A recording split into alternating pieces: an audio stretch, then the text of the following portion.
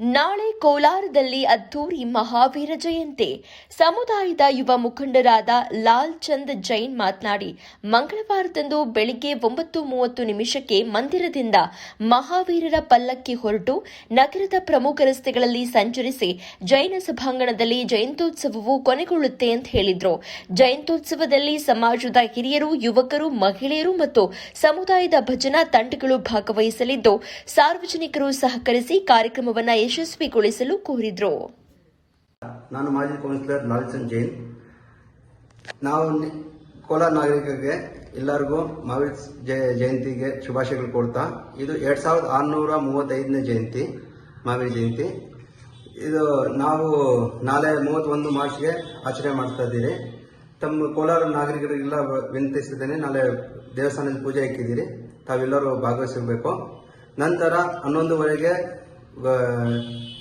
T Chennaiah ರಂಗಮಂದಿರದಲ್ಲಿ government programme ಇದೆ, ತಾವೆಲ್ಲರೂ ಅಲ್ಲಿ ಭಾಗವಹಿಸಬೇಕು. ಅದು 9:00 ನಮಗೆ ಕೋಲಾರ ಜೈನ್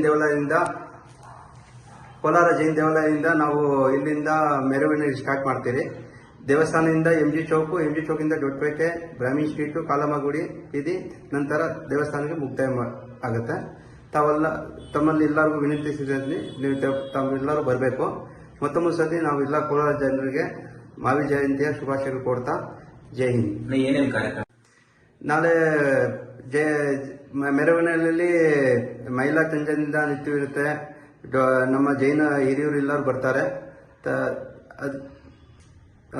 ಮತ್ತೆ ನಾಸಿಕ್ ಡೋಲು, ಬೆಂಗಳೂರಿಂದ ನಾಸಿಕ್ ಡೋಲ್ ಅವರು ಬರ್ತಾ ಇದ್ದಾರೆ.